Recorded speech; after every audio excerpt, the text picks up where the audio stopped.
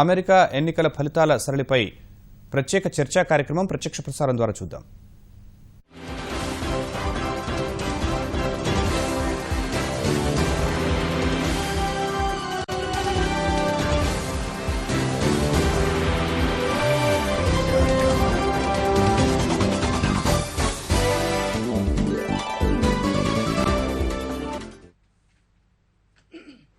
నమస్కారం. అమెరికా అధ్యక్ష ఎన్నికల ఫలితాలపై ప్రత్యేక చర్చకు స్వాగతం. స్వంత పార్టీ నాయకుల నుంచే తీవ్ర వ్యతిరేకత, మహిళలపై అసభ్య వ్యాఖ్యానాలంటూ నిష్ఠూరాలు. ఇటు అధ్యక్ష పీఠానికి శ్వేత సౌధానికి పనికిరాడని అమెరికా మీడియా నిర్ధారణ. అయితే ఇవేవి ట్రంప్ని అధ్యక్ష పీఠానికి దూరంగా ఉంచలేకపోతున్నాయి. ఇప్పుడున్నటువంటి హోరాహోరీ పోరు మరొక 15 నిమిషాల్లో మారితే తప్పితే కొత్త శ్వేత సౌధాధిపతిగా ట్రంప్ రావడం అన్నటువంటిది దాదాపు ఖరారైనట్టుగా కనిపిస్తోంది. ఇప్పటికే డెమోక్రటిక్ అభ్యర్థిపై ఆయన దాదాపు 30 పైచిలుకు స్థానాల్లో ఆధిక్యతలో కొనసాగుతున్నారు. మొత్తం మీద ట్రంప్ ఆధిక్యతకు దారితీసినటువంటి అంశాలేంటి, ఎవరు కొత్త అమెరికా అధ్యక్షులు కాబోతున్నారు, ఈ అంశాలపై ఈటీవీ ప్రత్యేక చర్చ చేపట్టింది. చర్చలో పాల్గొన్నటువంటి ప్రముఖులతో కార్యక్రమాన్ని కొనసాగిద్దాం. విజయ్ కుమార్ గారు, మీకేమనిపిస్తోంది? 2004, 2008, 2012 ఎలక్షన్స్ మనం గమనించినప్పుడు ముఖ్యంగా ఈస్ట్ అండ్ వెస్ట్ కోస్ట్ అంతా కూడా డెమోక్రాట్స్ కైవసం చేసుకుని అధ్యక్ష పీఠానికి ఎన్నికయ్యారు. మరి ఈసారి అదే ఫలితాలు పునరావృతం అయ్యాయా? ఎలా కనిపిస్తోంది? స్టేట్ వైజ్ స్టాటిస్టిక్స్ కానీ కొంతవరకు మనం వస్తున్న స్టాటిస్టిక్స్ ఇప్పటిదాకా కౌంటింగ్ అయిన స్టాటిస్టిక్స్ గమనిస్తే 4 to 5% there is an away swing for the Democrats. వాళ్ళు గెలిచిన రాష్ట్రాల్లో కూడా 4 నుంచి 5% వాళ్ళకి అగెనిస్ట్గా ఓట్లు పడ్డాయి. వాషింగ్టన్, న్యూజెర్సీ, న్యూయార్క్ లాంటి స్ట్రాంగ్ రాష్ట్రాల్లో ఒకప్పుడు డెమోక్రాట్స్కి 12 నుంచి 19% వరకు ఆధిక్యత ఉండేది రిపబ్లికన్ మీద. ఇప్పుడు కూడా గెలిచారు మూడు రాష్ట్రాలు, కానీ కేవలం 3 నుంచి 5%, 5.5% అంటే అంత ఆ మేర గెలిచినా కూడా 4 to 5% అవే స్వింగ్ వచ్చింది.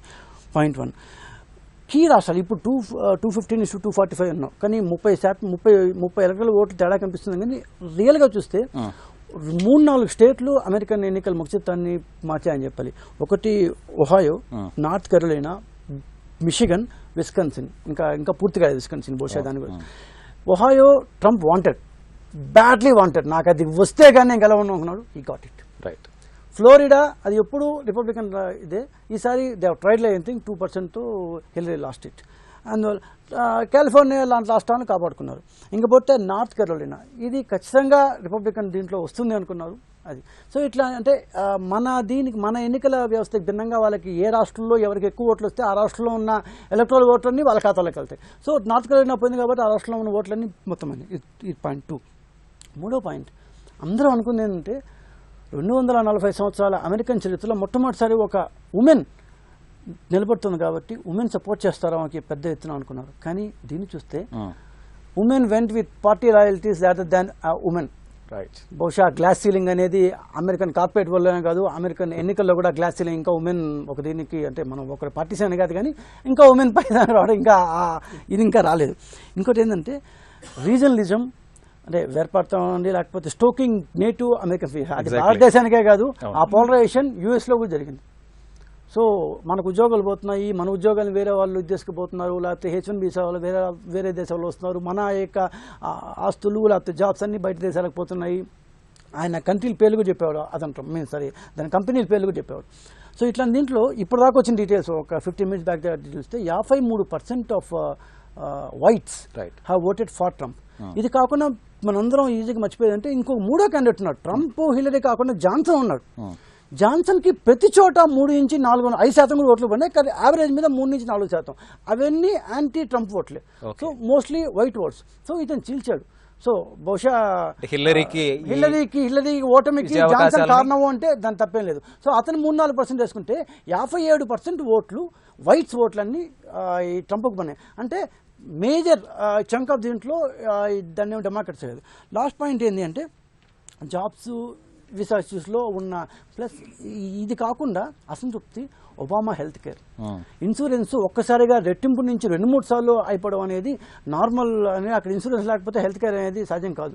సో ఆ హెల్త్ కేర్ కాస్ట్లీ అయిపోవడం అనేది అండర్ కరెంట్ మాట అందరూ చెప్తున్నారు. ఇట్ సీమ్స్ దట్ దీన్ని చూస్తుంటే అది బాగా వర్కౌట్ అయినట్టే కనిపిస్తుంది.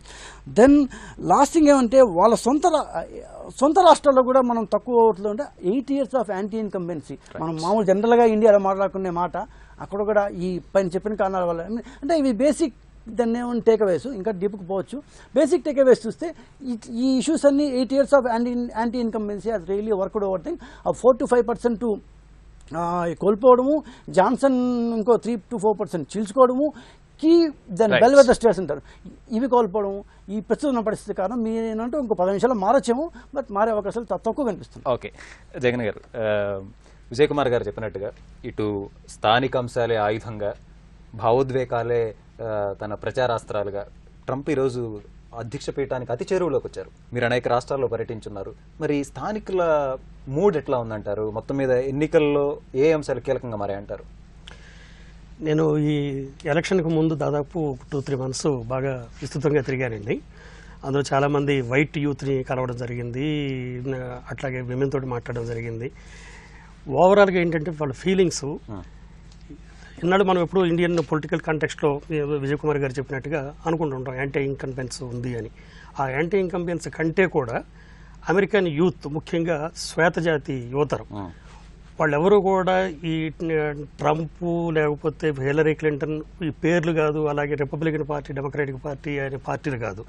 వాళ్ళకి కావాల్సింది ఉద్యోగాలు. ఆ ఉద్యోగాలు మనకి ఎవరిస్తారు?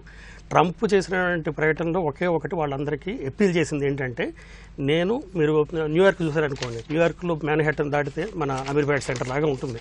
కార్లు నడవడానికి అసలు ఇంచి నడుపుకోవాలి పొద్దు నుంచి మధ్యాహ్నం వరకును. సో ఆ ప్లేస్లో మీరు ఎటు చూసినా కానీ ట్రంప్ టవర్స్ కనిపిస్తాయి, అటు ట్రంప్ హోటల్స్ కనిపిస్తాయి, ట్రంప్ బిజినెస్ హౌసెస్ కనిపిస్తాయి. తర్వాత ఈయన చేసినటువంటి ఇవన్నీ చూసారా, బ్యూటీ కాంట్రీస్లో అవన్నీ ఎక్కడ చూసినా కానీ ట్రంప్కు సంబంధించినటువంటి ఒక సామ్రాజ్యం న్యూయార్క్లో అడుగు పెట్టగానే కనిపిస్తుంది మీకు. అది ఇప్పుడే కాదు, నేను 12-14 సంవత్సరాల క్రితం ఫస్ట్ టైం అమెరికా వెళ్ళినప్పుడు కూడా అప్పటికి ఇంత దీంట్లో లేదు కాబట్టి ఊరికే ట్రంప్ అనగానే Trump towers okay business icon అని అనుకుంటాం. కానీ ఇప్పుడు ఆ బిజినెస్ ఐకాన్ అనేది దేశం మొత్తం మీద యూత్కి ఒక సింబల్ లాగా కనిపించింది. ఏంటంటే ఒక ఇండివిజువల్ ఇన్ని వేల కోట్లు సంపాదించి, ఇంత పెద్ద ఎంపైర్ సృష్టించి, ఇన్ని ఉద్యోగాలు ఒక ఇండివిజువల్గా చేసినప్పుడు రేపు అధ్యక్షుడు అయితే మనకు పోయినటువంటి ఉద్యోగాలన్నీ ఆయన తీసుకొచ్చిస్తాడు, లేదా కొత్తవి క్రియేట్ చేస్తాడనే ఫీలింగ్ చాలా స్ట్రాంగ్ గా ఉంది వాళ్ళకి. అయితే వాళ్ళు గుర్తించిన విషయం ఏంటంటే, నీకు స్కిల్స్ ఉన్నాయా అని అంటే వాళ్ళ స్కిల్స్ చాలా చాలా తక్కువ. ఎందుకనంటే వాళ్ళ ఐక్యూ జనరల్గా చూసినట్టయితే మన ఇండియన్స్లో చూసుకుంటే కాస్త తక్కువగా కనిపిస్తుంది. అందుకోసం మన ఇండియన్స్కి వాళ్ళకి సాఫ్ట్వేర్లో చాలా ఎక్కువ పెనిట్రేషన్ ఉంది. అయితే వాళ్ళకి చూడగానే ఏం కనిపిస్తుంది అంటే, మన ఇండియన్స్ విషయంలో చాలా యానిమాసిటీ కనిపిస్తుంది. మన చేతుల నిండా బంగారాలు, మెడ నిండా గొలుసులు వేసుకొని పెద్ద పెద్ద కార్లు వెళుతుంటే ఫీలింగ్ కనిపిస్తుంది. ఒక విజయవంతమైనటువంటి వ్యాపారవేత్తగా ట్రంప్ వారికి కనిపించారు తప్పితే, అనుభవజ్ఞమైనటువంటి రాజకీయ నాయకురాలుగా, విద్యావేత్తగా హిల్లరీ ఎందుకు కనపడలేకపోయారు? ఎందుకు కనిపించలేకపోయారంటే, హిల్లరీకి సంబంధించి మీరు ఎప్పుడు చూడండి పొలిటికల్ డైనమిక్స్ మారిపోతూ ఉంటాయి. ఈ ట్రంప్కి కాస్త అనుకూలత పెరుగుతుంది అని అనగానే FBI కొత్త బాంబు పేల్చింది. రైట్, అట్లాంటి సిచ్యువేషన్స్ అనమాట. వాళ్ళని బాగా అప్పీల్ చేస్తాయి. ఇవన్నీ కూడా కలిపి వచ్చినాయి. మొన్న కూడా లేటెస్ట్గా వచ్చింది, తర్వాత మాట్లాడదామండి. రైట్, దామోదర్ ప్రసాద్ గారు, భావోద్వేగాల అంశం చాలా స్పష్టంగా కనిపిస్తోందని చెప్పి అంటున్నాను. ముఖ్యంగా శ్వేత జాతి ఓట్లన్నీ కూడా ట్రంప్కు వచ్చాయన్నటువంటి ఒక అభిప్రాయం కూడా వ్యక్తమవుతుంది. నంబర్ గేమ్ చూస్తే మీకేమనిపిస్తోంది? ఈ స్థాయిలో ట్రంప్ విజయం అన్నటువంటిది ఊహించిందేనా? ఇది వాస్తవంగా ఉద్యోగాలు, ఉపాధి కల్పన, వాళ్ళ జీవనానికి సంబంధించిన విషయం. జీవన్మరణ సమస్యగా పరిణమించిన దృష్టాంతం ఈ ఎన్నికల సరళిని బట్టి మనం చెప్పొచ్చు. ఎందుకంటే శ్వేత జాతీయుల్లో అత్యధికులు నైపుణ్యం లేదని, డిగ్రీకి తక్కువ ఉన్నటువంటి వాళ్ళందరినీ కూడా తట్టి లేపినాడు ఆయన. తట్టి లేపి వాళ్ళందరినీ అమెరికా జాతీయ ఉద్యోగాలని పెంచి ఆ రకంగా తన వైపు మళ్లించుకోగలిగినాడు. ఇంకొకటి ఏమిటంటే, ఈ డెమోక్రటిక్ పార్టీ 8 ఏళ్లుగా అధికారంలో ఉండడం ఒకటే కాకుండా వాళ్ళు చేసిన వాగ్దానాలు అమలు చేయలేకపోయినారు. ఓకే, అది ముఖ్యంగా అంతర్జాతీయ సంబంధాల్లో వాళ్ళు ఉద్రేకాలను, జార్జ్ బుష్ కాలంలో చేసినటువంటి దుర్మార్గాలు, దురాక్రమణలు, జోక్యందారీ విధానాలు కారణంగా ఎట్లయితే జిహాదీ ఉగ్రవాదం పెరిగిపోయిందో, ప్రపంచమంతటికి ఒక పెనుభూతంగా ఈరోజు ప్రమాదకరంగా పరిణమించిందో, దాన్ని అరికట్లు విఫలం కావడమే కాకుండా మళ్లీ సిరియాలో జోక్యం చేసుకుంటున్నారు. సౌదీ అరేబియా, ఖతార్, టర్కీల అడ్డం పెట్టుకుని Right. సిరియా అధ్యక్షుడు అల్ బషర్ గద్దెదించడానికి అంతర్యుద్ధాన్ని రెచ్చగొట్టినారు. కొన్ని లక్షలాది మంది మరణించినారు. ఇంకొంతమంది లక్షలాది మంది యూరోప్ వలస వెళ్ళారు. అక్కడ కూడా సమస్యలు ఉత్పన్నమైనాయి. అందువల్ల ఇతర దేశాల్లో జోక్యం చేసుకునేటువంటి ఒక దురాక్రమణపూరిత విధానం, దురహంకార విధానాన్ని అమెరికా విడనాడలేదు. ఎందుకంటే అమెరికా ఒబామాకు నోబెల్ శాంతి బహుమానం ఇచ్చినారు. ఎందుకు ఇచ్చారు? గతంలో ఉన్నటువంటి విధానాలు డెమోక్రాట్ పాలనలో మారకపోగా పైపూత పూసారు వాళ్ళు. మేమేదో శాంతి తీసుకొస్తున్నాడు అన్నాడు కానీ ఆయనకు నోబెల్ బహుమతి గ్రహించారు. ఈ పరిస్థితిని ఎట్లా చూస్తారు? ప్రస్తుతం ఉన్నటువంటి ఈ మార్జిన్ నువ్వనేనా అన్నటువంటి స్థితి నుంచి క్రమంగా ట్రంప్ మళ్ళీ ఆధిక్యతలో రావడం, మళ్ళీ ఒకసారి క్లింటన్ ఇట్లా ఆధిక్యతలు మారటం, అంతిమంగా ఇప్పుడు మనం ఇది పోటాపోటీగా ఉంది. ఇంకొక దాదాపు 90 స్థానాలు 4-5 రాష్ట్రాల్లో ఇంకా ఉంది. కాబట్టి ఫలితం కొన్ని ఎందుకంటే ఒక రాష్ట్రంలో ఏ పార్టీకి ఎక్కువ మెజారిటీ వస్తే ఆ వైపు మొగ్గే అవకాశం ఉంది. కాబట్టి గంపగుత్తగా 4 రాష్ట్రాలు ఈ వైపు వస్తే తప్ప ఈ డెమోక్రటిక్ పార్టీ హిల్లరీ గెలిచే అవకాశాలు లేవు. రెండోది, ఎందుకంటే అమెరికన్ జాతీయ భావోద్వేగాలు, మా జీవిత పరిస్థితులు ఏమిటి, మీకు స్కిల్ ఉందా, నైపుణ్యాలు అభివృద్ధి చేశామా, మా విద్యా విధానంలో మార్పులు తేవాలి, ఇవన్నీ ఆ దేశ ప్రభుత్వాలు ఆలోచించాల్సిన విషయాలు. అంతర్జాతీయంగా గ్లోబలీ ప్రపంచీకరణలో శ్రమ, పెట్టుబడి ఇవి రెండు ఎక్కడికైనా తరలి వెళ్తాయి, ఎక్కడైనా అవకాశాలు దొరుకుతాయనేది ఇప్పుడు ఒక రకంగా ప్రపంచీకరణకు వ్యతిరేకంగా ఇచ్చినటువంటి తీర్పు కావచ్చు. ఎందుకంటే ట్రంప్ కూడా ట్రాన్స్ పసిఫిక్ వాణిజ్య ఒప్పందాలని చాలా కీలకమైన అంశం ప్రస్తావించారు. ప్రపంచీకరణ ఇటీవలే మనం బ్రెక్సిట్ పరిణామాలను చూసాం. బ్రెక్సిట్ అన్నటువంటి ఆలోచన ఈ రోజు అమెరికన్ సమాజంలో ప్రతిఫలించింది అని చెప్పి మనం ఈ ఫలితాలను బట్టి అనుకోవచ్చు. తప్పకుండా. ఎందుకంటే బ్రిటన్ లో కూడా ఇలాంటి సమస్య ఉత్పన్నమైంది. అక్కడ వాళ్లకు ఈ యూరోపియన్ యూనియన్ లోంచి ఎందుకు నిష్క్రమించారంటే బ్రిటన్ యువతకు ఉద్యోగాలు లేవు. అనేక రంగాల్లో, పారిశ్రామిక రంగంలో, సాఫ్ట్వేర్ లో, ఇతర అనేక రంగాల్లో యూరోప్ ద్వారా ఆ యూయూలో మెంబర్లు ఉన్నటువంటి బయట దేశాలు కూడా చొరబడుతున్నాయి అనేది ఒకటి. అందువల్ల అది తప్పకుండా పనిచేసింది. అమెరికాలో ఈ భావోద్వేగాల్ని ముందుకు తీసుకురావడంలో ఒక రకంగా చెప్పాలంటే మన మామూలు మాటల్లో మనకందరికి అర్థమయ్యే దాంట్లో ట్రంప్ ఇతరేతర అవలక్షణాలు ఏమున్నప్పటికీ కూడా ఈ భావోద్వేగాలు, ఉద్యోగాలు, ఉపాధి కల్పన విషయంలో అమెరికా కేసీఆర్ ఆయన అనే అంశాన్ని మనము సింపుల్ గా ఒక సాధారణంగా మనం వ్యక్తం చేయొచ్చు. వాళ్ళ ఒక ఆశాపూరితమైనటువంటి ఒక ప్రతీకగా ఉద్యోగాలు, ఉపాధి కల్పించి వాళ్ళ అవసరాలు, వాళ్ళ ఆకాంక్షలు తీర్చేటువంటి వాళ్ళకు ఉపాధి కల్పించేవాడు, వాళ్ళకు ఉద్యోగాలు కల్పించే ఒక ఆశాకిరణంగా ఆయన ముందుకు వచ్చినాడు. కాబట్టి ఈ శ్వేత జాతీయులు అత్యధికులు వాళ్ళ వైపు మొగ్గు చూపినట్లు స్పష్టంగా కనిపిస్తుంది. ఓకే, ఉమానాథ్ గారు, సహజంగా ఎన్నికలు ఫలితాలు అన్న వెంటనే యాంటీ ఇన్కంబెన్సీ, పోలరైజేషన్ అనేటువంటిది మన ఎన్నికలకి మనం ఎక్కువగా వాడే పదాలు. ఈ రెండు తప్పనిసరిగా ఇప్పుడు అమెరికాకు కూడా అన్వయించాల్సిన పరిస్థితి కనిపిస్తుందా? విజయ్ కుమార్ గారు చెప్పినట్టుగా, అలానే ఇటు జగన్ గారు పేర్కొన్నట్టుగా యాంటీ ఇన్కంబెన్సీ ప్రభావాన్ని ఎట్లా చూస్తారు? శ్వేత జాతి లేదా శ్వేత జాతేతర ఓట్ల అన్నటువంటి పోలరైజేషన్ ఫలితాలపై ఏ మేరకు ప్రభావం కనిపిస్తోంది? అంటే ఈసారి అమెరికన్ ఎలక్షన్స్ చూసినట్లయితే అది మన ఎలక్షన్స్ కంటే పెద్ద భిన్నంగా ఏం జరగలేదు.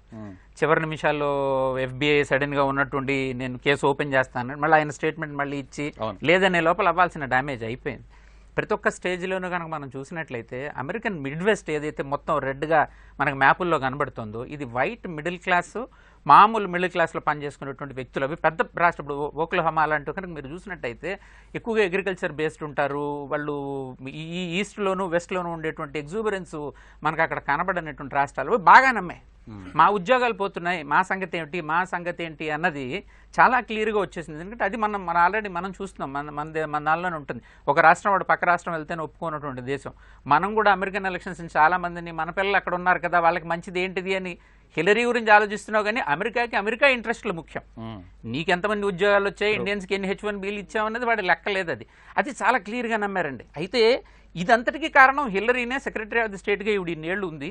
ఈవిడ చేసినటువంటి అగ్రిమెంట్స్, పర్టికులర్గా నార్త్ అట్లాంటిక్ కానీ, అటు నార్త్ అమెరికన్స్తో చేసుకున్న అగ్రిమెంట్ కానీ, చైనీస్తో చేసుకున్న అగ్రిమెంట్ కానీ, జపాన్ అన్ని లోప్ సైడెడ్ ఉన్నాయి. మన జాబ్స్ మొత్తం వాళ్ళకి వెళ్ళిపోయేట్టున్నాయి. నువ్వు ఎప్పుడు కూడా సక్సెస్ఫుల్గా బార్గెన్ చేయలేదు నువ్వు అన్న విషయము ఇప్పుడు సరే చెప్పినట్టుగానే ఇంతకు చాలా క్లియర్గా అక్కడ జనాలు బాగా నమ్మారండి. కాబట్టి అంటే మిగతా ఎక్స్టేనియస్ విశేషాలను కూడా వదిలేశారు. అంటే ఈరోజు స్ట్రాంగ్ హోల్డ్స్ గా ఉన్నటువంటి రాష్ట్రాలు తారుమారైనటువంటి ఉదాహరణ ఫ్లోరిడా గురించి మాట్లాడుతూ చెప్తున్నారు. ఇలా తారుమారడాన్ని మనం ఎట్లా అర్థం చేసుకోవాలి? అంటే ఇది వ్యతిరేకత వల్ల వచ్చినటువంటిదా, లేదు హిల్లరీ కన్నా డెమోక్రాట్స్ కన్నా రిపబ్లికన్స్ మెరుగైనటువంటి మార్పు తెస్తారు అన్నటువంటి ఒక ఆలోచన విధానం వల్ల? మీరు చెప్పిన ఫ్లోరిడాలో చాలా వింత విషయం పొద్దున్న CNN చూస్తుంటే అనిపించింది. ఎక్కడైతే గతంలో ఒబామాకి బ్రహ్మాండంగా ఓట్లు వచ్చాయో అక్కడ ఈవిడ చేయలేకపోయింది ఏ రకమైన magic. The percentage of Hispanics voting was only increased by 1%. Right. Which is మనం ఏమనుకున్నాం, మెక్సికో నేను బార్డర్ కట్టేస్తాను అంటే నిజంగా మెక్సికన్స్ అందరూ విపరీతంగా భుజాన్ని వేసుకుని వెళ్ళి మేము నెగ్గిస్తారు అనుకున్నాం, అది జరగలే. అదే కనుక బ్లాక్స్ మళ్ళీ ఓటేశారు ఒబామాకి. అదే రకంగా హిలరీ దగ్గరికి వచ్చేసరికి వీళ్ళెవరూ వెళ్ళాల. అంటే చాలా క్లియర్గా ఏమిటంటే అక్కడ మా జాబ్స్ మాది, ఇది మాకే ఉండాలి అన్నటువంటి ఒక వెర్డిక్ట్ని చాలా క్లియర్గా ఈ రెడ్ కలర్ మొత్తం ఏదైతే చూపిస్తుందో దట్ ఈస్ అండర్ కరెంట్గా మాత్రం అది పనిచేసింది. నువ్వు ఎన్నేళ్ళు నీకు ఎక్స్పీరియన్స్ ఉన్నదనే విషయం నిజంగానే పనిచేయలేదు. Polarization for America and more jobs in America అన్నది జరిగిందని.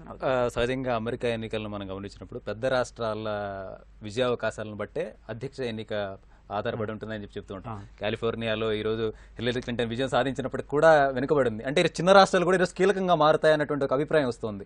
స్టిల్ 30 ఓట్స్ అన్నటువంటిది అవసరమైన సమయంలో చిన్న రాష్ట్రాలను ఎలా చూస్తారు మీరు? అంటే ఇప్పుడు చిన్న రాష్ట్రాలు పెద్ద రాష్ట్రాలు ఒక అమెరికాలో ఉన్న డిఫరెన్స్ ఏంటంటే ఇటు వెస్ట్ కానీ ఎక్స్ట్రీమ్ కానీ ఇటు ఈస్ట్లో న్యాచురల్గానే they could be pro democratic ఎక్కువ ఉంటారు. ఎందుకంటే అక్కడ ప్రో అబార్షన్ ఉంటారు, మిగతా ఎక్కువ రిలీజియన్స్ వాళ్ళు ఉంటారు, ఇతర దేశాల నుంచి వచ్చిన వాళ్ళు ఉంటారు. All coloured people stay there. వాళ్ళ ఒపీనియన్ ఎప్పుడు కూడా చాలా మెట్రో పద్ధతిలోనే ఉంటుంది, ఒక మెట్రో ఇండియాలో. మిగతా పార్ట్ అంతా కూడా which is smaller, which is more agriculture, which is internal ఉంటుంది వాళ్ళకన్నీ. ఎక్కడి నుంచి బయట కొనుక్కోవాల్సిన అవసరం ఉండదు. స్మాల్ స్టేట్స్ ఈ చివరిలో అయితే ఈస్ట్ ఎడ్జ్ లో మనం చూసాం వాళ్ళు ఫిషరీస్ మీద డిపెండ్ అవుతారు. చిన్నటువంటి కెనడాకి ఆనుకున్నవన్నీ దేర్ ఎకానమీ లైఫ్ వాళ్ళది క్లోజ్డ్ ఉంటుంది. ఆ village like that first village గురించి వాడు అన్నిటికంటే ముందు వచ్చింది నెక్స్ట్.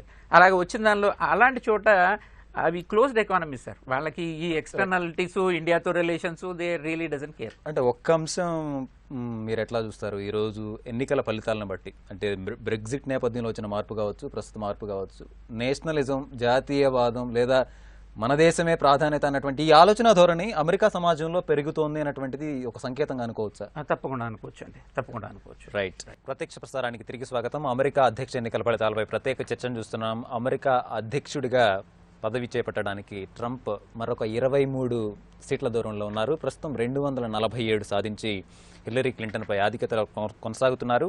మొత్తం మీద ట్రంప్ ఆధిక్యతకు దారితీసినటువంటి అంశాలపై చర్చను చూస్తున్నాం. విజయ్ కుమార్ గారు, మీరు ఇందాక చాలా స్పష్టంగా చెప్పారు.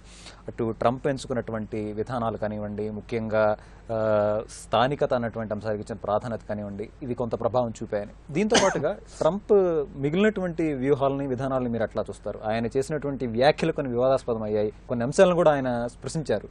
వాటిపై మీరేమంటారు? అంటే అవి వివాదాస్పదం కావాలనే చేసిన వ్యాఖ్యలు. So he wanted to stroke the feelings, so he has done it. బేసిక్గా 3 ఫోబియాలు ఆయన ఫస్ట్ నుంచి క్రియేట్ చేశాడు. ఒకటి ఇస్లాం ఫోబియా. అంటే యుఎస్ తరఫున సైన్యంలో పోరాడిన ముస్లింలు కూడా ఆయన చాలా చెడ్డగా మాట్లాడారు. కొంతవరకు వ్యతిరేకత వచ్చింది. ఆ వ్యతిరేకతను కూడా అతను ఒప్పుకొని కూడా he was willing to go that way. First phobia అది. Second phobia jobless. సో ఈ జాబ్లెస్నెస్ అనే ఒక ఇష్యూని బాగా రైజ్ చేసి అమెరికన్లకు, మన సొంత దేశంలో మన సొంత వారికి, మన గడ్డ మీద పుట్టిన వారికి అంటారే, మన భారతదేశ భాష చెప్పాలంటే, ఆంధ్ర భాష చెప్పాలంటే, ఈ గడ్డ మీద పుట్టిన వారికి ఉద్యోగాలు లేవు, పక్కన దేశం నుంచి తీసుకుంటున్నారు. అదేవిధంగా ఐబీఎం లాంటి కంపెనీలు కూడా నేమ్ చేశాడు. వాళ్ళు ఇండియాకి జాబ్స్ మార్చేస్తారు. ఈ మధ్య జస్ట్ ఒక 4 days బ్యాక్ కూడా అన్నారు ఐబీఎం వచ్చి ఇండియాకి చాలా జాబ్స్ని ట్రాన్స్ఫర్ చేస్తోంది అని. మూడోది వచ్చి ఇల్లీగల్ ఇమ్మిగ్రేషన్. రైట్. అంటే ఒకటి అఫిషియల్ ఇమిగ్రేషను, ఇంకోటి ఇంగ్లీష్. సో దాంట్లో H1B వీసా దగ్గర నుంచి L1 వీసా దాకా ఏ రకంగా కంపెనీలు అక్కడ తెచ్చి ఇల్లీగల్ వర్క్ చేసుకుంటున్నాయి అనే దగ్గర నుంచి ఈ గల్ఫ్ నుంచి ఎవరో వస్తున్నారు, ఎట్లా ఏ విధంగా వస్తున్నారు. సో ఈ 3 మా అవకాశాలను దెబ్బతీస్తున్న అంశాలు అని అమెరికన్లని, బహుశా ఇందాక చెప్పినట్టు అమెరికన్ యూత్ని, అమెరికన్ వైట్ యూత్ ఇంకా ఒకనొక సందర్భంలో ఆయన దాదాపు 22 లక్షల మంది అక్రమ వలసదారులని రాగానే వెనక్కి పంపిస్తున్నారు. ఇప్పుడు ఇందాక ఎవరో అన్నారు ఆంధ్ర ఏమంటారు అమెరికన్ కేసీఆర్ అని. సో కేసీఆర్ వచ్చిన తర్వాత ఏం చేశారు విషయం మనం పక్కన పెడితే, సో అవన్నీ ఉద్యోగార్థులు, లేకపోతే నా ఫ్యూచర్ ఏంటి, నా యొక్క భవిష్యత్తు ఏంటి, స్కిల్స్ తక్కువ ఉందో లేకపోతే ఎక్కువ, ఇట్లాంటి వాళ్ళకి ఆటోమేటిక్గా రుచిస్తాయి. ఆ రుచించినప్పుడు ఏమంటే నేను ఇస్తుంటాను. ఇంకోటి ఏమంటే బ్లాక్స్ ఆల్మోస్ట్ చూస్తున్న దీన్ని బట్టి ఎన్మాస్ ఓట్ చేశారు, కానీ మెజారిటీ వైట్స్ ఓట్ చేశారా? లేదు. మనం ఇప్పుడు చూసిన ప్రకారం అయితే 57 నుంచి 55%, జాన్సన్ ఫిగర్స్తో కూడా కలుపుకుంటే 58%, 100 అమెరికన్ వైట్స్లో 58% వచ్చిన CNN ఫిగర్స్ బేస్ చేసుకొని 55% ట్రంప్కి వచ్చేసారు. అంటే మొత్తం మెజార్టీలో 42% వచ్చాయి. మైనార్టీ, దాని హిస్పానిక్ అనండి, దాని ఏషియన్స్ అనండి, దాని సౌత్ ఏషియన్స్, ఈస్ట్ ఏషియన్స్ అందరూ కలిపి ఇటుపక్క మీ డెమోక్రటిక్ ఓట్స్ చేసినా కూడా అదే ఇందాక అన్నట్టు న్యూజెర్సీ, వాషింగ్టన్, న్యూయార్క్ లాంటి దీంట్లో కూడా ఇప్పుడు 20% మార్జిన్లో ఉండే రాష్ట్రాల్లో కూడా ఇవాళ గెలిచినా కూడా చావుదప్పి కన్నట్టుపై గెలిచారంటారు, ఆ టైప్లో గెలిచారు. సో ఈ 3 ఫోబియాలను బలంగా అతను ఫస్ట్ నుంచి ప్రాపగేట్ చేస్తూ వచ్చాడు. దాన్ని జనాలు కూడా బహుశా దీన్ని తీసుకున్నట్టున్నారు. అందుకే వైట్స్ ఓట్ తగ్గాయి, both black and Hispanic and other countries votes పడినా కూడా వైట్స్ ఓట్స్ దాదాపు తగ్గడం. అండ్ ఇంకొక లాస్ట్ పాయింట్ ఏమంటే అన్ఫార్చునేట్ పాయింట్, అది women at the end of the day, అంటే ఇవన్నీ పక్కన పెడితే కూడా నాకు హిల్లరీ ఎందుకు గెలవాలని పర్సనల్గా, అంటే పార్టీలు పక్కన పెడితే it's time after 240 years that a women president should head US. Right. India, Sri Lanka, Yugoslavia, Brazil, then Philippines, Germany, UK, ఇన్ని కంట్రీస్ చేసినప్పుడు what is the fun of US not having అని మీరు నేను అనుకున్నాం. కానీ ది వరల్డ్ 96 సంవత్సరాలలో ఒక ప్రధాన పార్టీకి మహిళా అభ్యర్థిత్వం వచ్చింది అన్నట్టు. So the world maybe wanted Hillary but the Americans wanted Trump. Right. Okay. Jagan గారు, ఈ అంశం గురించి మీరేమంటారు? ముఖ్యంగా హిల్లరీ అన్నటువంటి పేరే శ్వేతసౌధంపై రాబోతుంది అనేటువంటిది ఆల్మోస్ట్ నిర్ధారణ అయిపోయినటువంటి పరిస్థితి. ఒక ప్రధాన మీడియా సంస్థలు 30 రోజుల ముందుగానే ప్రకటించేశాయి. అయినప్పటికీ కూడా ఈరోజు పరిస్థితి తారుమారైనటువంటి కనిపిస్తోంది. విజయ్ కుమార్ గారు చెప్తూ ఒహియో రాష్ట్రం నేను గెలవాలి అని చెప్పి ట్రంప్ అనుకొని మరీ గెలిచారన్నారు. అమెరికా ఎన్నికల్లో కూడా ఒక సాంప్రదాయం ఉంది, ఒహియోలో ఎవరైతే గెలుస్తారో వారే ప్రెసిడెంట్ అవుతారని అంటూ ఉంటారు. మరి అది నిజం కాబోతుందా? హిల్లరీ ఎందుకని వెనుకబడ్డారు? ఇక్కడ చాలా విచిత్రమైనటువంటి పరిస్థితితోటి మాట్లాడుకోవాలండి. అమెరికాకి అసలు మహిళలకి ఓటు హక్కు ఇప్పించడం అనే దానికే బోల్డ్ అంత పోరాటం చేయాల్సి వచ్చింది. రెండో ప్రెసిడెంట్ యాడమ్ స్మిత్ వైఫ్, ఆవిడ పోరాటం చేస్తే కానీ చివరికి ఈ ఓటు హక్కు అనేది రాలేదు. ఇవాళ ఉన్న పరిస్థితుల్లో చూస్తే చాలా హైలీ డిస్క్రెడిటెడ్ లీడరు హిల్లరీ అయిపోయింది. అంటే ఇటు ట్రంప్ని డిస్క్రెడిటెడ్ అని మనమందరం అనుకుంటున్నాము, కానీ అమెరికన్ శ్వేతజాతి అనుకోలేదు. కానీ హిల్లరీ అనే మనిషి దగ్గరకు వచ్చేటప్పటికి నాకు చెప్పినట్టుగా మహిళ రావాలి, ప్రపంచం అంతా అనుకున్నది. అంటే జనరల్గా వామపక్ష భావాలతో ఉన్నటువంటి వాళ్ళు, అలాగే కాస్త ప్రోగ్రెసివ్ ఐడియాలజీ ఉన్నవాళ్ళు అందరూ కూడా మిగతా గొడవలు పక్కన పెడితే ఒక మహిళ వస్తే బాగుంటుందని అనుకున్నారు. మహిళ వచ్చినంత మాత్రాన మహిళల సమస్యలు పరిష్కారం అవుతాయా అంటే అది వేరే విషయం, కానీ కనీసం అనుకున్నారు. అయితే 30 సంవత్సరాలుగా నువ్వు అధికారంలో ఏదో స్థాయిలో ఉన్నావు, కానీ నువ్వేం చేసావని ట్రంప్ అడిగితే దానికి హిల్లరీ దగ్గర సమాధానం లేదు. అయితే సమాధానం ఉండేది ఎవరైతే బెర్నీ శాండర్స్ అయ్యి ఉన్నట్టయితే. బెర్నీ శాండర్స్ చివరి వరకు కూడా డెమోక్రటిక్ పార్టీలో చాలా స్టిఫ్ ఫైట్ ఇచ్చాడు. అలాగే వర్కింగ్ క్లాస్లో బెర్నీ శాండర్స్కి చాలా మద్దతు వచ్చింది. మీరు చూసినట్టయితే మొదటి రోజుల్లో ప్రైమరీస్ అవి దాటుతూ ఉన్నప్పుడు బెర్నీ శాండర్స్ దూసుకుంటూ వచ్చాడు, హిల్లరీ వెనకబడింది. కానీ చివరికి బెర్నీ శాండర్స్ని వెనక్కి పెట్టాల్సినటువంటి పరిస్థితి డెమోక్రటిక్ పార్టీ ఉన్నత వర్గాలు ఉన్నాయి కదా, వాళ్ళంతా నిర్ణయించుకున్నారు. చివరికి ఒబామాను కూడా నువ్వు పంపించి మీడియేట్ చేయబోమని అడిగారు. అడిగిన తర్వాత ఆయన నేను చివరి వరకు పోరాడతా అన్నాడు, పోరాడాడు. సరే చివరికి ఫైనల్గా ఫిలడెల్ఫియాలో జరిగిన దాంట్లో వెనకబడ్డాడు, మళ్ళీ అనౌన్స్ చేశాడు అనుకోండి. కానీ బెర్నీ శాండర్స్ అయితే డెమోక్రటిక్ పార్టీకి ఎక్కువ అవకాశాలు ఎందుకు ఉండేవంటే ఇవాళ వేసిన వాళ్ళందరూ కూడా వర్కింగ్ క్లాస్. ఈ వైట్ వర్కింగ్ క్లాస్ అంతా వర్కింగ్ క్లాసు లేదా వర్కింగ్ క్లాస్ అవ్వాలి అనుకుంటున్నామంటే ఒక యువతరం, వాళ్ళకు ఉపాధి లేదు, తినడానికి లేదు, ఎంతకాలం ఫుడ్ కూపన్స్ మీద ఉండమని అంటే ఏముంటారు, ఉండేటువంటి అవకాశం లేదు. మీరు అమెరికాలో వాళ్ళు చూస్తే ఏ రోడ్డు మీదకి వెళ్ళినా కానీ అమెరికా ఎంత దుర్భర దారిద్ర్యంతో ఉన్నది అనేది రోడ్డు మీద కనిపిస్తుంది. ఎందుకంటే రోడ్డు మీద పిచ్చి మొక్కలన్నీ లేచున్నాయి. నేను లేటెస్ట్గా 2-3 నెలల క్రితం వెళ్ళి వస్తే కూడా ఏ స్టేట్లో చూసినా అదే పరిస్థితి. అయితే బెర్నీ శాండర్స్ ఏంటంటే వర్కింగ్ క్లాస్ని తన వైపు బాగా మళ్లించుకున్నాడు, మినిమం వేజెస్ తీసుకొస్తున్నాడు.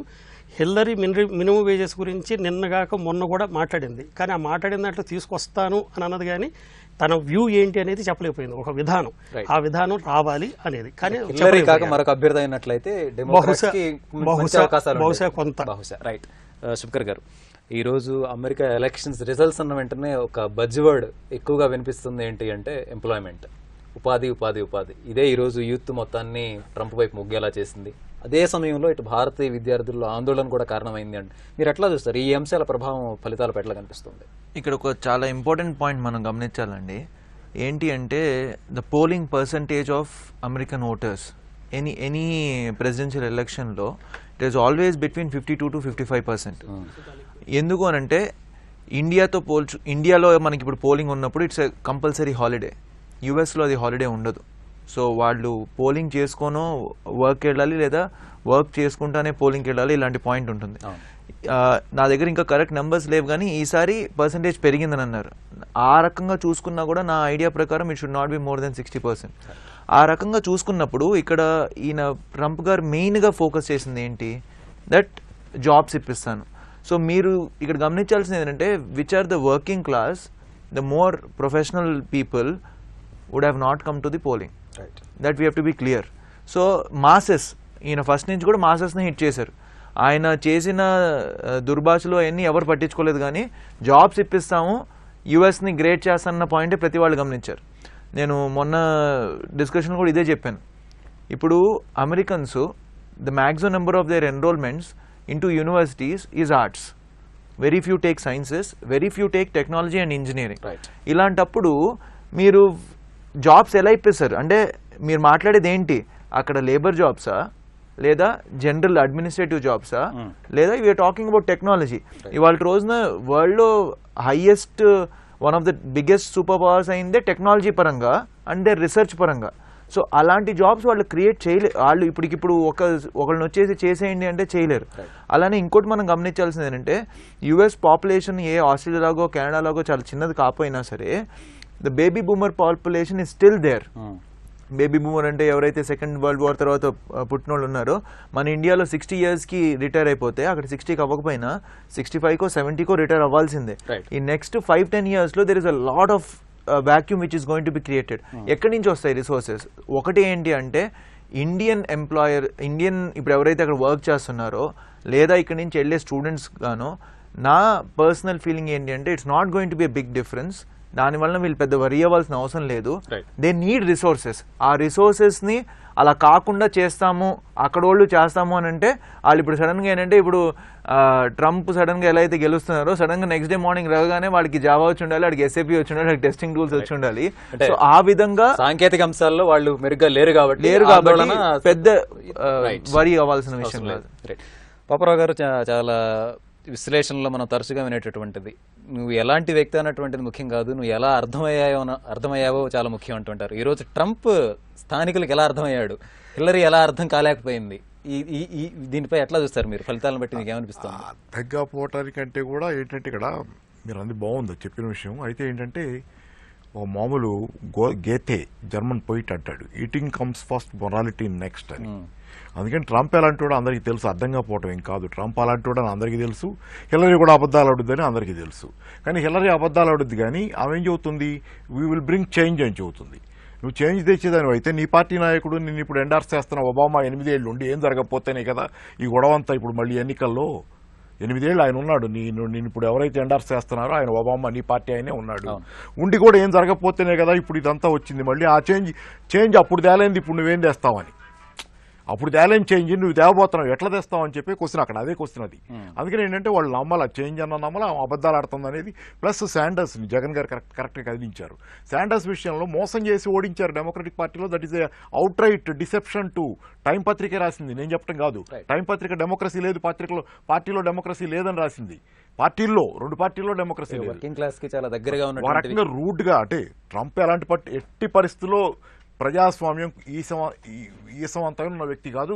కానీ ఏంటంటే ట్రంప్ ఒక ఏంటంటే మొండి బలంతో నెట్టుకొచ్చాడు. కానీ ఆ పార్టీలో కూడా, లేకపోతే ట్రంప్ పార్టీలో కూడా ప్రజాస్వామ్యం లేదు, భిన్నమైనటువంటి శైలి. అసలు ఎక్కడ మొత్తం అమెరికా ప్రజాస్వామ్యం నిజ స్వరూపం ఈరోజు ప్రపంచం ముందు మేడి పండు విడబడిపోయినట్టు అందరికి కనపడింది. ఎంత వాల్గర్గా తిట్టుకున్నారో, ఎంత విషం జిమ్ముకున్నారో ఒక్కొక్కళ్ళ మీద చూస్తే ఈరోజు అది కనపడింది. కాబట్టి ఏంటంటే ఈరోజు ట్రంప్ ఏం చెప్పినా, ట్రంప్ ఎలా గెలిచాడు? ప్రజలు ఈరోజు సంక్షోభంలో ఉన్నారు అక్కడ. అమెరికా ప్రజలు 4.8 కోట్ల మంది ప్రజలు నేషనల్ జియోగ్రఫిక్ పత్రిక కలర్ ఫోటోలతో వేసినటువంటి దానిలో ఆకలితో మలమలమాడతా ఫుడ్ కూపన్స్ తీసుకుని బతికే స్థితిలో 4.8 కోట్ల మంది 40 కోట్ల జనాభాలో. ఇది అమెరికా పరిస్థితి. 15% జనాభా భారతదేశంలో లాగే ఆల్మోస్ట్ పేదరికంలో తిండి లేక మారుతున్నారు, ఎత్తుకుంటున్నారు తిండి కోసం. ఏ పూట ఎక్కడ దొరుకుతుంది? అగ్రరాజ్యం ఆకలి కేకలు. ఇది నిజం, ఇప్పటి నుంచి కాదు, ఎప్పటి నుంచో నిజాలు. కానీ ఏంటంటే ఈరోజు మొత్తం ఈ బద్దలవుతున్న ఆర్థిక సంక్షోభ నేపథ్యంలో బయటకు వస్తున్నాయి ఒక్కొక్కటి అన్ని. కాబట్టి ఏంటి ఈ పరిస్థితిలో ఏంటంటే ప్రజలు eating comes first morality next అని, ట్రంప్ ఎక్కడ ఏం చేస్తే మనకెందుకు, ఏ విధవేషాలు ఇస్తే మనకెందుకు, తిండి పెడతానంటున్నాడు అని. అది కూడా పొరపాటు పడ్డారు. కానీ జనాలకు అంతకంటే ఏం తెలుస్తుంది? జనాలు మీరు ఇంతకాలం ఎలా ఉంచారు? అసలు ప్రపంచవ్యాప్తంగానే జనాలు అంతకంటే మెరుగ్గా ఎక్కడ ఉన్నారు? ఉండనిచ్చారా ఎప్పుడైనా? వాళ్ళు నేర్చుకొని ఇచ్చారా? Okay, right. కాదు, ఎందుకంటే బ్రెగ్జిట్ జరిగింది బ్రిటన్లో. బ్రెగ్జిట్ ఎందుకు జరిగింది? బ్రెగ్జిట్ కరెక్టా? బయటకు వచ్చినంత మాత్రాన్ని మీకు ఉద్యోగాలు వచ్చేస్తాయా యూరోపియన్ యూనియన్ నుంచి? రావు. ఇప్పుడు అది కూడా తెలుసుకుంటారు ప్రజలు. కానీ బయటకు వచ్చేస్తే ఉద్యోగాలు వస్తాయని భ్రమలో పెడితే వేశారు ఓటు బ్రెగ్జిట్కి. ఇప్పుడు బ్రిటన్, అమెరికాలో కూడా ఇదే జరిగింది. ట్రంప్ నాకు ఓటేస్తే అందరికి గెంటేస్తాను అది ఇదని కబుర్లు చెబుతున్నాడు. నాకు ఓటేస్తే అంతా అవుద్దని చెప్పాడు. ఏంటి ఇది అవుట్ సోర్సింగ్ ఆపుతాను, ఇమిగ్రేషను, జీనోఫోబియా తెచ్చి, లేకపోతే ఇంకోటి ఏది ప్రొటెక్షనిజం అంట, రక్షణవాదం, గోడ కడతానంటే అదే ఎక్కడైనా పిచ్చిగా పోతే. ఇది నెపోలియన్ కాలంలో నెపోలియనే ఆ బ్రిటన్ సరుకులు ఎవరు కొనకుండా ఆపాలని చూసి అప్పుడు అది కూడా ఫెయిల్ అయ్యాడు. ఇప్పుడు ఇన్ని రకాల ఇన్ని మార్గాలు వచ్చిన తర్వాత ప్రపంచంలో ఇంత సాఫ్ట్వేర్, ఇంత టెక్నాలజీ, ఇంత ట్రాన్స్పోర్ట్ మెథడ్, అసలు ఆపటం అనేది ఎవడు సార్? చౌక వస్తువుల్ని ఆపటం ఎవడి వల్ల కాదు. పైగా నువ్వేం చేస్తున్నావు? నువ్వు ఆపుతానంటున్నావు చౌకగా వచ్చే వస్తువుల్ని. ఆపితే నీ దేశంలో వస్తువులు ఏమవుతాయి? నువ్వే చేస్తావు. పోనీ ఆపావు. ఆపిన తర్వాత తయారు చేస్తే ట్రంప్ దేశంలో తయారు చేస్తే ఖరీదైనవి అవుతాయి. అప్పుడు నీ దేశ ప్రజల పరిస్థితి ఏంటి? అంత ఖరీదైన వస్తువులు కొనుక్కోవడానికి రెండో పక్కన నువ్వేమో ట్యాక్స్ కన్సెషన్స్ ఏమో కార్పొరేట్లకు ఇస్తానంటున్నావు, ప్రొటెక్షనిజం పెట్టేమో నీ దేశ ప్రజలకు దొరికే చౌక వస్తువులు అందకుండా చేస్తానంటున్నావు.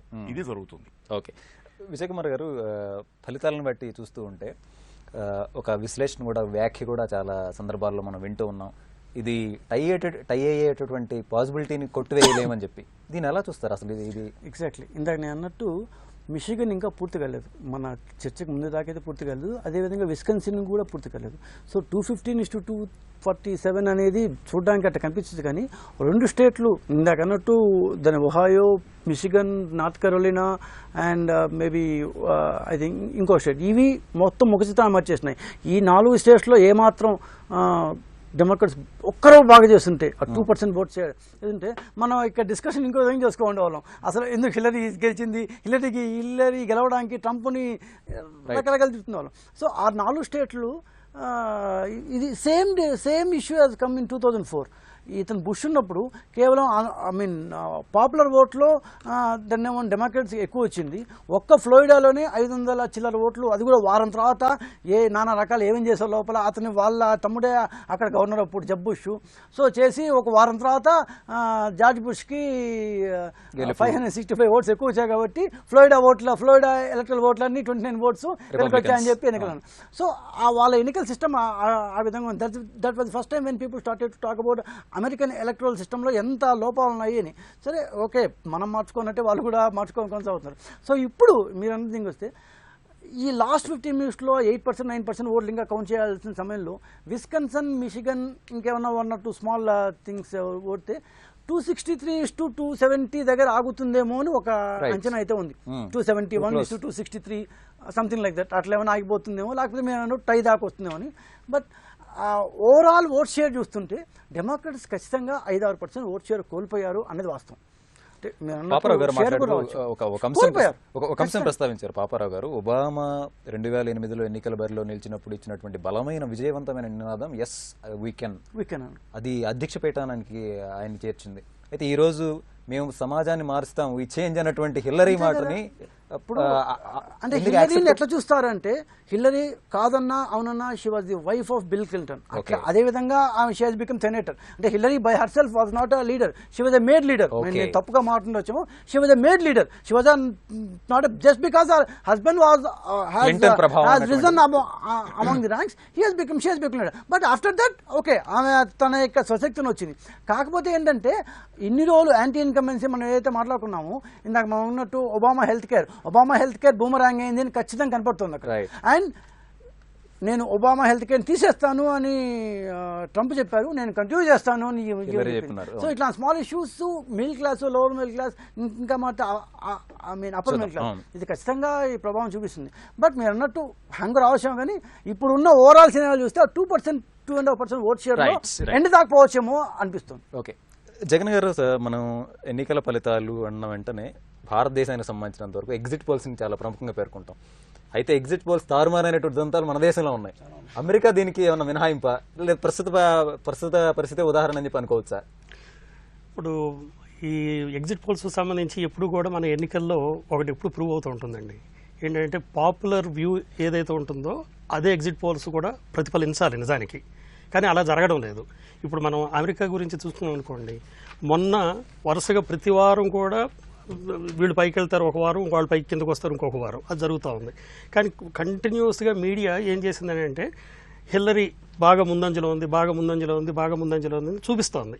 కానీ వాళ్ళ రిజల్ట్ దగ్గరికి వచ్చేటప్పటికి అట్లా లేదు అనే పరిస్థితి కనిపిస్తుంది. ఒక్క లాస్ ఏంజలీస్ టైమ్స్ ఒక్కటే అలా లేదు పరిస్థితి అని చాలా రియాలిటీకి దగ్గరగా ప్రొజెక్ట్ చేస్తూ వచ్చింది.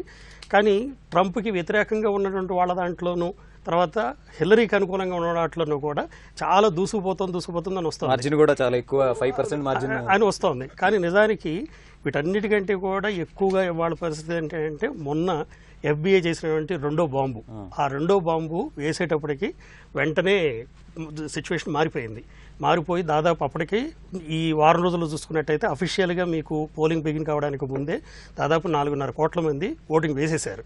ఆ ఓటింగ్ వేసేయటం వాళ్ళు ఆల్రెడీ డ్యామేజ్ అయిపోయింది. ఇప్పుడు ఆమెని మనం మళ్ళీ జైల్లో పెట్టాల్సినంత నేరం కాదు, ఆవిడ చేసిన పొరపాటే కానీ అని FBI అనినా పీపుల్స్ మైండ్ అప్పటికే మేకప్ అయిపోయింది. రెండో పాయింట్ ఏంటంటే ఒబామా వచ్చినప్పుడు బ్లాక్స్ అంతా కూడా మనవాడు అని ఎంత ఉత్తేజంతో ముందుకు వచ్చారో, హిల్లరీ వచ్చిన తర్వాత హిల్లరీ కోసం మన మహిళ అని మహిళలంతా ముందుకు రాలేదు. ఈరోజు న్యూట్రల్ గా ఉన్నటువంటి వాళ్ళ పరిస్థితి ఏంటి? ఆఫ్రో అమెరికన్స్ కానివ్వండి, లేదా ట్రంప్ కీలక వ్యతిరేక వ్యాఖ్యలు చేసినటువంటి మెక్సికన్స్ కానివ్వండి, ఏ మేరకు వాళ్ళ దగ్గరికి వచ్చేటప్పటికి బ్లాక్స్ అంతా కూడా చాలా రగిలిపోతున్నారండి. పర్టికులర్గా లాస్ట్ 6 months అయితే చెప్పడానికి వీల్లేదు. ఎందుకంటే ఒక చిన్న పిల్లోడు బొమ్మ తుపాకీతో ఆడుకుంటే వెళ్ళి పోలీసులు చకాలు చేశారు. ఆ తర్వాత రోడ్డు మీద కారు ఆగిపోతే ఒక బ్లాక్ ఆగి కారు రిపేర్ చేసుకుంటుంటే పోలీసులు ఎందుకు ఆగామని కానీ వెంటనే చేతులు వెనక్కి కట్టుకొని కారు ఆగిపోయిందని అన్నాడు. అనినా కూడా చేతులు వెనక్కి కట్టుకుంటూ నువ్వు వెనక నుంచి తుపాకీ తీస్తున్నావు అని వీళ్ళు అనుమానం వ్యక్తం చేస్తూ షూట్ చేసేసారు. అంటే ప్రతి చోట కూడా ఇట్లాంటి ఇన్సిడెంట్స్ చాలా జరిగినాయి. ఇన్ని ఇన్సిడెంట్స్ జరుగుతూ ఉంటే బ్లాక్స్కి ఇవాళ మనం పార్టిసిపేట్ చేయాల్సిన అవసరం లేదు అనే ఒక రకమైనటువంటి భావనలోకి వెళ్ళిపోయారు వాళ్ళు. అందుకని వాళ్ళు ఎక్కువ చేయలేదు. అలాగే ఇండియన్స్ కూడా చాలా తక్కువ. ఇందాక వారు చెప్పినట్టుగా, సుభకర్ గారు చెప్పినట్టుగా వాళ్ళకి సెలవు లేదు కాబట్టి మన ఇండియన్స్ మరీ ముఖ్యంగా సెలవు లేనప్పుడు వెళ్ళి చాలా పెద్ద జాతీయ భావంతోటో లేకపోతే డెమోక్రాటిక్ పార్టీ మీద ఉన్న ఆరాధనా భావంతోటో వెళ్ళి ఓట్లు వేస్తారని అనుకోవక్కర్లేదు. వాళ్ళందరూ వేసినా కూడా probably situation would have been the same perhaps.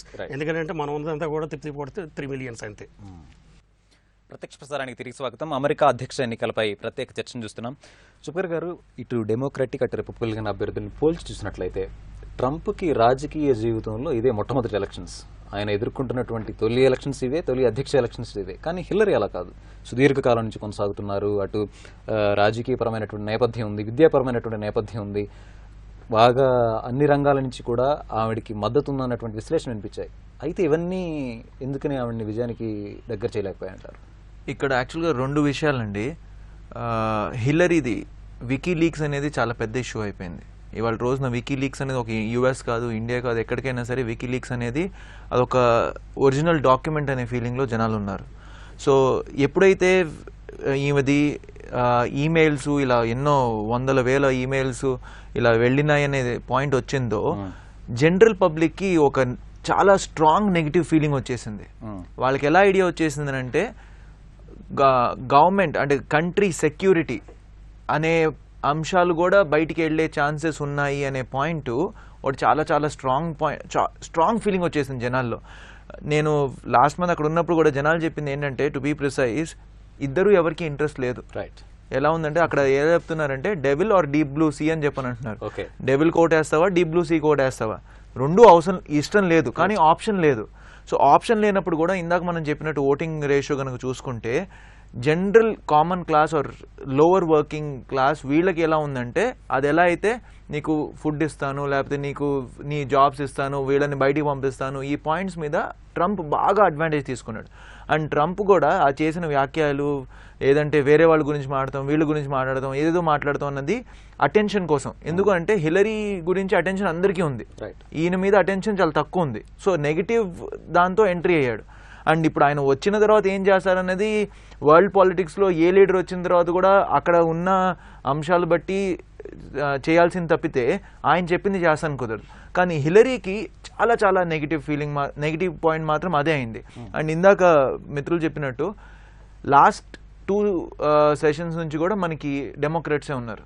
And Obama గారు వచ్చినప్పుడు ఎవ్రీవన్ హ్యాడ్ దిస్ ఫీలింగ్ ఆయన చాలా చేంజ్ తెస్తారు, చాలా రిఫార్మ్స్ తెస్తారు, పర్టికులర్లీ జాబ్ ఎంప్లాయబిలిటీ కానీ ఇవన్నీ కూడా చాలా పెరుగుతాయన్నారు. అది పెరగలేదు అండ్ అంత డిఫరెన్స్ కూడా రాలేదు. అది రాని పక్షంలో ఏమవుతుంది, ఆల్రెడీ ఇది సేమ్ పార్టీయే, ఆ పార్టీకి తోడు ఈమె గురించి ఉన్న negativity is at a very high level. And also ఆమె చాలా హై లెవెల్ పొజిషన్స్ చాలా హోల్డ్ చేసింది అదే పార్టీ తరఫు నుంచి. సో ఇలాంటివన్నీ కూడా ఆమెకి చాలా నెగిటివ్ క్రియేట్ చేసినాయి. ట్రంప్ అన్ని అడ్వాంటేజ్ తీసుకుంటూ పోయాడు, ఎక్కడ దొరికినా సరే ఇది ఆ వికీలీక్స్ గురించి కానీ దాని గురించి కానీ కంటిన్యూస్గా చేస్తూ పోయాడు. అండ్ ఈమె షీ కుడెంట్ క్యాపిటలైజ్. ఇంకేదన్నా పాయింట్ ఆయన గురించి ఏదైనా చెప్పాలి అని అంటే కనుక ఆయన ఉన్న నెగిటివ్ టాకింగ్ మెంటాలిటీ అండ్ ఆయన బిజినెస్ గురించి తప్పితే ఎవరు ఈమె ఏది క్యాపిటలైజ్ చేసుకోలేకపోయింది. అండ్ ఆయన ఏం క్యాపిటలైజ్ చేసుకున్నాడు, నేను ఇంత పెద్ద బిజినెస్ ఎంపైర్ రన్ చేశాను. మొన్న నేను అక్కడ ఉన్నప్పుడు కూడా ట్రంప్ టవర్స్ అని పేరు పెడతారు కానీ అది ట్రంప్ టవర్స్ ఆయనది కాదు. Is become more like a brand. అంతేగాని ఇప్పుడు ట్రంప్ టవర్స్ ఉన్న ప్రతి చోట ఆయన బిల్డింగ్ కాదు. అంటే ఆ ట్రంప్ టవర్స్ అని పెడితే దాని సెలబిలిటీ ఎక్కువ ఉందన్నప్పుడు, అంటే ఆయన ఒక బిజినెస్ ఎంపైర్ని ఇలా క్రియేట్ చేయగలిగినప్పుడు మనకి ఇలా రిఫార్మ్స్ క్రియేట్ చేసి మనకి ఇంకేదన్నా తెస్తాడనే పాయింట్ మెయిన్ ఫీలింగ్ వీళ్ళ మనసుల్లో ఉండటం వలన ఈయనకి మెయిన్ అడ్వాంటేజ్ వచ్చింది. అయినా మనం ఇప్పుడు ఇంకా కొట్టేయాల్సిన అవసరం లేదు, ఎందుకంటే 2 big states ఉన్నాయి కాబట్టి we have to see. But maximum possibility I see that he might get. Okay, Paparao garu, Subra గారు చెప్పినటువంటిది కీలకమైనటువంటి అంశం. ఈరోజు ఇరు అభ్యర్థులపైన జనం ఆసక్తి ప్రదర్శించట్లేదు. ఒక ఆసక్తికరమైనటువంటి విశ్లేషణ ఏంటి అంటే, ట్రంప్ కాకుండా మరొక అభ్యర్థి రిపబ్లికన్ పార్టీ నుంచి పోటీ చేస్తున్నట్లయితే యాంటీ ఇన్కంబెన్సీని చాలా బాగా సొమ్ము చేసుకునేవాళ్ళు, తద్వారా విజయం సులభం అయ్యేటటువంటిది. మరొక వైపు రిపబ్లికన్ అంటే డెమోక్రాట్స్ 8 ఏళ్ళు పాలనలో ఉన్నారు కదా, యాంటీ ఇన్కంబెన్సీ రిపబ్లికన్స్కి అనుకూలంగా ఉండేది, కానీ ట్రంప్ వల్ల అది తగ్గింది అన్నటువంటి అభిప్రాయం. ఇటువైపు ఏమో హిల్లరీ కాకుండా మరొకళ్ళు ఈ అభ్యర్థి అయినట్లయితే వీళ్లే మరొకసారి డెమోక్రాట్లు గెలిచేవాళ్ళు అని చెప్పేసి. అంటే ఎందుకని అమెరికా ఎన్నికల్లో తొలిసారి అని చెప్పి అనలేమేమో, ఇలా ఇరు అభ్యర్థుల మీద ఈ అనాసక్తత ఎందుకు వచ్చిందంటారు? అంటే మొట్టమొదటి ఒకటండి, వ్యవస్థాగత సంక్షోభం వచ్చిన తర్వాత ప్రజలు సందేహిస్తున్నారు, ప్రశ్నిస్తున్నారు. హిల్లరీని చూశారు. హిల్లరీ ఎందుకంటే ఈరోజు నాకు ఎక్స్పీరియన్స్ ఉందని చెప్తుంది. ఆమె ఎక్స్పీరియన్సే ఇప్పుడు నెగిటివ్ పాయింట్. ఎందుకంటే ఆమె ఎక్స్పీరియన్స్ ఏంటో జనాలంతా కళ్ళారా చూశారు ఏం చేస్తుందో. ఇరాక్ యుద్ధానికి మొదట ఓటేసింది, చేద్దామని. తర్వాత సైన్యాలు పెంచడానికి వ్యతిరేకంగా ఓటేసింది. ఆ తర్వాత ఇరాక్ యుద్ధంలో అమెరికా చావు దెబ్బతింటే తొందరగా వెనక్కి వచ్చేద్దాం అన్నదానికి కూడా ఓటేసింది. ఇన్ని చేసి ఆమె ఒక స్థిరత్వం స్థిమితత్వం లేకుండా గాలివాటుగా ఎటు ప్రజాదరణ అంటే అది ఆకర్షణీయంగా కనపడదో, తనని ఒక కెరీర్ అని ప్రమోట్ చేసుకుంటూ వచ్చింది. భవిష్యత్తుకి ప్రణాళిక ఒక ముందే ఉందనుకోవాలి.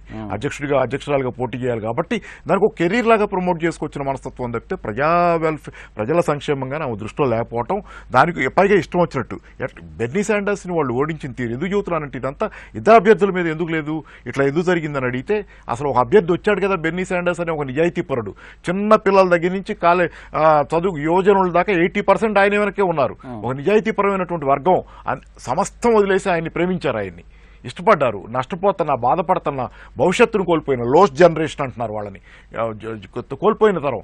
అట్లాంటి పిల్లలు వాళ్ళు ఒక ఆశతో ఒక మనిషి వైపు చూస్తా, అతను నమ్ముతూ ఉంటే అతను దారుణంగా మీరు చేసిన తర్వాత ఆ రోజు నుంచి యువతలో కూడా ఒక నిర్లిప్తత. వాళ్ళు హిల్లరీకి వేయలే, ఈరోజు హిల్లరీకి వాళ్ళు వేయరు.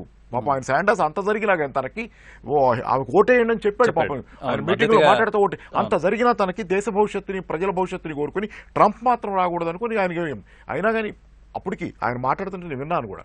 ఆయన ట్రంప్ శాండర్స్ మాట్లాడతా హిల్లరీ గురించి చెప్తా ట్రంప్ గురించి ఏదో విమర్శ చేస్తే అన్నారు హిల్లరీ 2 అని చెబుతున్నారు వాళ్ళు. అంటే అక్కడ కూర్చున్న డెమోక్రటిక్ పార్టీ యువజనులు కానీ అక్కడ ఉన్నటువంటి ఆడియన్స్ కానీ ఏమంటున్నారంటే, ట్రంప్ ఇలాంటి వాడు అంటే చెత్తగా ఏదో చెడుగా చెబితే ట్రంప్ గురించి హిల్లరీ 2 అని అరుస్తున్నారు వాళ్ళు జనం అక్కడి నుంచి. వాళ్ళ అసలు ఏమాత్రం శాండర్స్ పట్ల ఉన్న అంత గౌరవంలో. కాబట్టి ఏంటంటే వ్యవస్థాగతంగా ఏంటంటే ఒక సోషలిస్టు రాకూడదని ఒక విపరీతమైన దుగ్ధ తాపత్రయం నుంచి ఇంత పెద్ద సమస్యను తెచ్చిపెట్టుకున్నారు వాళ్ళు. అంతకంటే ఏం లేదు అక్కడ. అమెరికన్ సమాజంలో కీలకంగా ఉన్నటువంటి వర్కింగ్ క్లాస్, ఈ lower middle class, blue collars, వీళ్ళ స్పందన మనం ఫలితాలను బట్టి ఎట్లా అంచనా వేయచ్చు? ఫలితాలు ఒకటేనండి. ఇప్పుడు ఈ వర్కింగ్ క్లాస్ అనేది కూడా American working class real is not a pure working class కాదు అది. ఎందుకంటే మొదటి నుంచి మీకు ఎక్కడంటే మన మిడిల్ క్లాస్ కంటే వాళ్ళ లివింగ్ స్టాండర్డ్స్ ఎక్కువ, working class living standards. Global గా వచ్చిన మల్టీనేషనల్ కంపెనీస్ గ్లోబల్ గా అన్ని దేశాల్లో సంపాదించిన ప్రాఫిట్స్ మీద తమ దేశంలోని వర్కింగ్ క్లాస్ కూడా బాగా షేర్ ఇచ్చినాయి. అట్లా ఏంటంటే ప్రివిలేజ్డ్ వర్కింగ్ క్లాస్ అది. మామూలు మన దేశాల్లో లాంటిది, ఇంకో దేశం వెనకబడ్డ దేశాల్లో లాంటిదో, పూర్ కంట్రీస్ లాంటిదో, మిడిల్ ఇన్కమ్ కంట్రీస్ లాంటి వర్కింగ్ క్లాస్ కాదు అది. That is a privileged working class. వాళ్ళకి ఎప్పుడు ఈ దేశాల్లో మన దేశంలో వర్కింగ్ క్లాస్ గురించి వాళ్ళకి ఎప్పుడు ఆలోచన లేదు. They are happy whatever with whatever they got, they are happy. వాళ్ళకు ఉన్న దానిలో వాళ్ళు చాలా కంఫర్టబుల్ గా, అసలు మన చూపుకోలేదు వాళ్ళు. అమెరికా ఏం చేస్తే దాన్ని సమర్థించారు, మనం ఏం చేసిన అన్యాయాలు కూడా వాళ్ళు సమర్థించారు, అమెరికా చేసిన అన్యాయాలు కూడా. అలాంటి వర్కింగ్ క్లాస్ అది అక్కడ ఇన్నాళ్ళు వచ్చింది. ఓకే, ఎన్నికలు అన్న వెంటనే తప్పనిసరిగా కొన్ని వ్యూహాలు, ఎజెండాలు ఉంటాయి. అభివృద్ధి ఎజెండా పేరుతో కొందరు లేదా స్థిరత్వం అన్నటువంటి పేరుతో మన దేశంలో ఇలా చూస్తూ ఉంటాం. మరి ఈ రోజు అమెరికా ఎన్నికల్లో ఏం కనిపిస్తుంది? ఎన్నికల్లో ఏ ఎజెండా అన్నటువంటిది అసలు ఎజెండా కాదు, అక్కడ క్లియర్గా కనపడింది ఏంటంటే they are in under a severe threat and insecurity. American public విపరీతమైనటువంటి అభద్రతా భావంలో ఉన్నారు.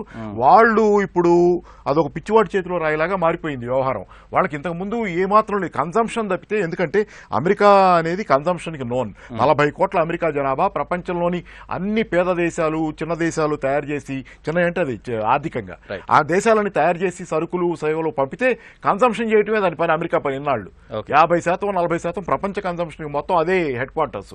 మనం ఎక్స్పోర్ట్ చేస్తాం, వాళ్ళు ఇంపోర్ట్ చేయాలి, ఇదే పని. 40 కోట్ల మంది తిన్నారు. తిన్న తర్వాత వాళ్ళకి ఏంటి అన్ని ఇప్పుడు వాళ్ళకి వేరే స్క్రూపుల్స్ ఏమి లేవు. వాళ్ళకి ఏంటంటే ఇప్పుడు భయాందోళనలు మొత్తం కోల్పోయారు. వాళ్ళు ఏం ఆలోచించలే ఇన్నాళ్ళు, ఆలోచించకుండా మొద్దుగా బతికారు.